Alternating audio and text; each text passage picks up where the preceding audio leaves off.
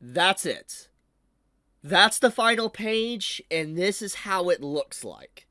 No, this is not a rough draft. This is the final page of Oshinoko's extended ending, and here is pretty much all the pages that have been added. I'll cover all this in a second, but I need to make a brief statement. Jujutsu Kaisen, My Hero Academia, Aka-sensei, Horikoshi-sensei, I owe you an apology. Earlier this year, a few months ago, My Hero Academia came to an end, and let's be honest, the ending was not well received. I didn't think it was the worst ending, but it wasn't good. It wasn't like an amazing ending. JJK's ending happened. Let's be honest, not a lot of people like that ending either. But then, Oshinoko comes in swinging real hard, and it's like, oh, guys, I'm the final boss. And the ending of Oshinoko that came out like a month and a half ago is bad. It was one of the worst endings I think I have had to read in a long time. It is bad. It is just, there is barely anything redeemable about the ending whatsoever. It systematically makes the journey of Oshinoko worse. I cannot reread Oshinoko in good faith because the actual journey isn't worth it. It doesn't feel worth it because there is no payoff at all with anything that really happened. But I'm retreading old waters. The point of the matter and what this video is about is to talk about this extended ending and just what was done here, what wasn't done here, and just how this makes systematically the ending of Oshinoko's manga worse. Maybe not to a massive degree, but it does make it worse. And let's explain that. So, basically, these pages, more or less, these added additional pages to the final chapter, they look like this. They look all sketch-like. I don't know necessarily why that is. I want to make sure I clarify a few things before we go any further. Aka is the author, aka the writer of Oshinoko, and Mingo, she is the artist of Oshinoko. Now, I'm not gonna say, this sketch and stuff is bad. From what I've been told from a credible source, apparently Aka and Mingo, shared the workload on this, for instance, in drawing the art as well. I think Aka did quite a few pages here. I don't know if this is true. This is just from a source I know. But if that's indeed the case, then it explains why it looks a little bit different than the normal artwork of Oshinoko. Now, I don't want to do conspiracy theories or anything like that, but I have talked about this. It's very clear there was some creative differences between Aka and Mingo months ago. We had a statement about almost 2 months now at this point where, Mingo said that from the very beginning she gave her 100% on Oshinoko, always focused on it from the very beginning. She wasn't thinking about future projects. She wasn't thinking about what to do next. She was just solely focused on Oshinoko. She poured her heart and soul into the art since the very beginning. And then you cross comparison with what you saw in the community around that time. Aka was already doing another work about a year ago. It got canceled, and then he already has another work lined up coming out next year, even before the final chapter came out. There was very clear indication that the priority of Oshinoko wasn't top priority anymore for Aka. Now, once again, I'm not saying that there is, a dispute between the two. I'm not saying that they hate each other or anything, but it's very clear in some way there is some creative differences there between the author and artist. And especially with the interview we got about a week ago, with finding out that, Mingo wanted to float the idea of Aqua and Ruby getting together, and Aka, shot that down. So, when you factor all these little things, it's clear for a while that there might be some strain between the two. Once again, this is technically a conspiracy theory. There's no evidence. We can only go on the things we can see, but there is no concrete evidence to really say that's exactly what happened. But the point I'm trying to get at is that if this is indeed the case, and Aka and Mingo worked on the art of this final pages, I think it really is showcasing the lack of care. I feel like, more or less, Aka and maybe even Mingo at this point might be done with Oshinoko, which is legitimately sad. It is, because it was a very strong series. But, getting back into the main point, I want to point out something. That what these extra additional pages do, they do nothing to really, truly expand upon the ending. I mean, okay, yeah, I mean, technically they do, okay, correction, but it doesn't do anything that is, like, noteworthy. It is mostly just nothing burger pages, where Mimcho is just narrating basically over everything, saying this is what Akane is doing right now, this is what Kana's doing right now, this is what Frill is doing right now, and all these extra additional pages, not really any of them really focus on Ruby or even Aqua, not even I, really. There is a brief little mentioning of, like, for instance, Aqua. I mean, like, in one of these, like, here, let me actually find it here. Yeah, they mention right here. This is the only time in the additional chapters they mention Aqua, is basically involving his murder and all that of former talents. Basically, PR speech from the company and all that of, like, what happened and why they're working like they are as a company now because of the death of Aqua and I. So, we don't even have a page really dedicated to, like, visiting his grave or anything like that. There's literally nothing really like that at all. It's just straight up just brief half-handed mentioning of Aqua, and then we have a brief little moment of, like, Ruby. She just straight up looks like her mother, and this just confirms the issues people had with the ending. She straight up is I 2.0, living a life of lies and misery and sadness, putting on a fake smile, and she's going to live the rest of her life alone. And I talked about this, why that's a problem. I mean, Sarna literally wanted a family. That was a huge aspect. She obviously wanted to be an idol, but she definitely wanted a family. That's why she really wanted to be with Aqua. And, you know, when you factor in the final arc that even Aka himself was setting up, you know, we had the whole little issue with Sarna's mother, how she was abandoned and stuff, and how it related to, you know, I.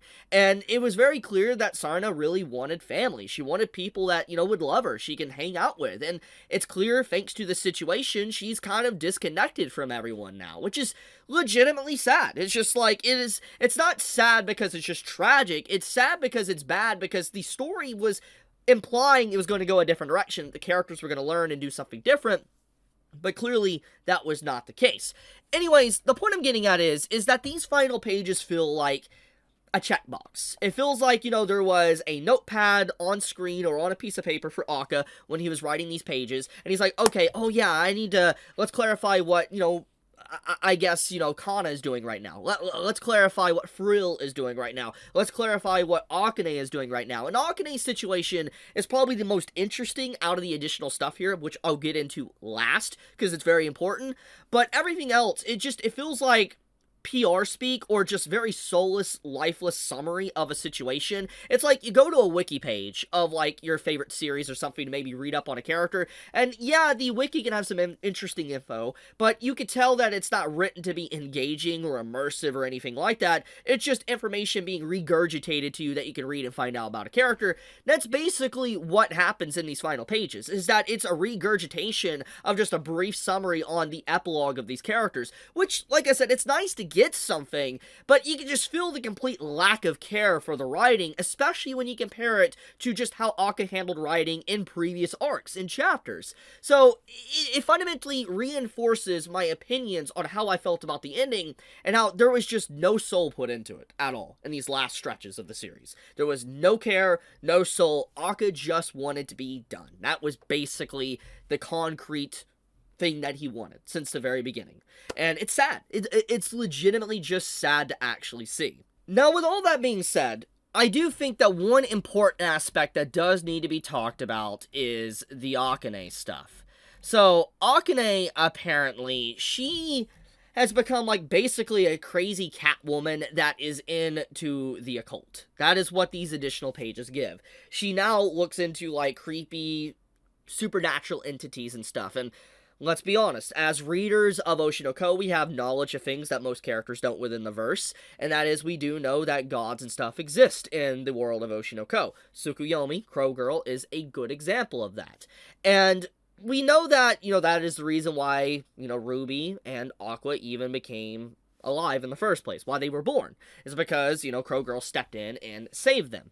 And there was always, you know, fan theories and discussion and stuff that Crow Girl might bring Ai back. Maybe one of the characters might die, like, for instance, Aqua, and he would be brought back with Crow Girl. Now, it wouldn't necessarily mean it would correct any issues or fix everything depending on how it was handled. It could be very bad and turn the series even worse than it already is, but there was always there. It was always there. The supernatural was there to where someone theoretically could come back, but in a new body, so to speak. So Akane starts investigating about the supernatural, the occult, and it's led to believe that she somehow became fully aware of Tsukuyomi because she needed to become aware of Tsukuyomi. It's like a new plot point was dropped just to be dropped within the story. And it's just like, it makes me believe one thing. With the plot point that she becomes aware of Tsukuyomi... Oh, yeah, I'm actually getting ahead of myself. I'm not actually showing it. So basically, she becomes an occult person. She's investigating the occult. And these pages don't actually talk about her talking to Tsukuyomi. This does.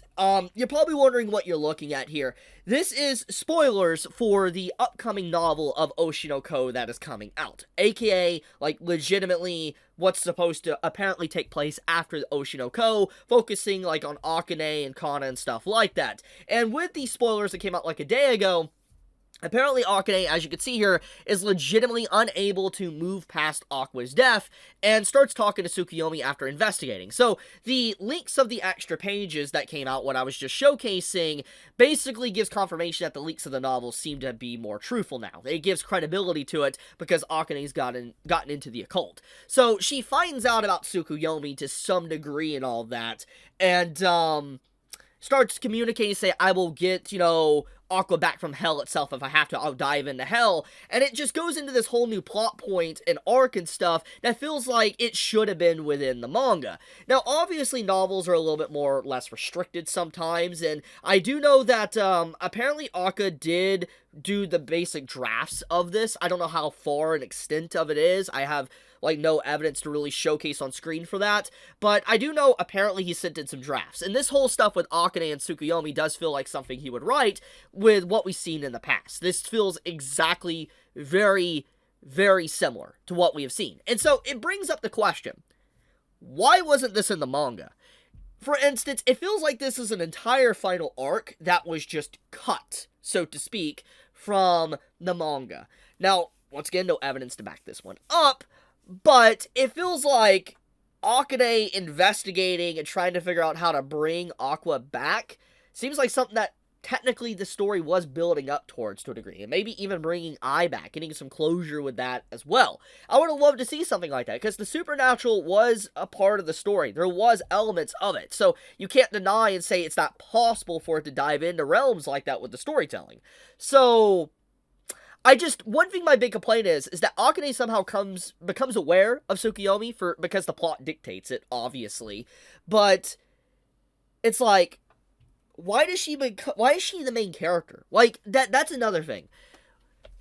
Akane was always this support side character within the story of Oshinoko, and don't get me wrong, I like Akane. She's a good character. She is. But she was technically a support character. But at this point within the story, now with the novel too, and the manga chapters and stuff, Akane feels more important and more focused on than even Ruby. Which is crazy. Ruby doesn't really get mentioned whatsoever. She doesn't really get even any final pages. It's just, her character is boiled down to I am I 2.0. It boils down everything of her character just to become that. And it ruins Ruby's character. It does. It ruins her development, what she went through, her previous life. It ruins all of this. It's like, bro, why? Just why? And why is Akane so pivotal and the major focus? Like, why is she the protag? I'm not saying I dislike Akane. I just feel like she has no business being the protag when there is freaking Ruby. Freaking Ruby. Anyways, what I will say is that this new ending is trash. It's trash. No disrespect to the artwork, even though it's sketches, no disrespect whatsoever, but the writing is soulless. That's literally the words to really give it. It is a soulless final pages, and it really just goes to show the difference in endings. Now, I know not like the stories of JJK and My Hero is fundamentally vastly different than what Oshinoko is, but there is some points to do some comparisons. How they write the final chapters. And despite people's issues with My Hero, or JJK, you could still feel that there is some passion there from Gege for JJK and Horikoshi for My Hero Academia, especially with the extended ending we even got with My Hero Academia recently. There's definitely passion there. However, with this, I don't feel that. You could just see it. You could just straight up see it. Sad, man. It's really sad. I'm going to leave it at that. Wanted to talk about this. It graced my feed, and wanted to keep you all up to date. There is a novel incoming. It seems interesting, don't get me wrong. But, why wasn't this in the manga? Why? Anyways, love you guys. Be safe, stay healthy. Chibi out.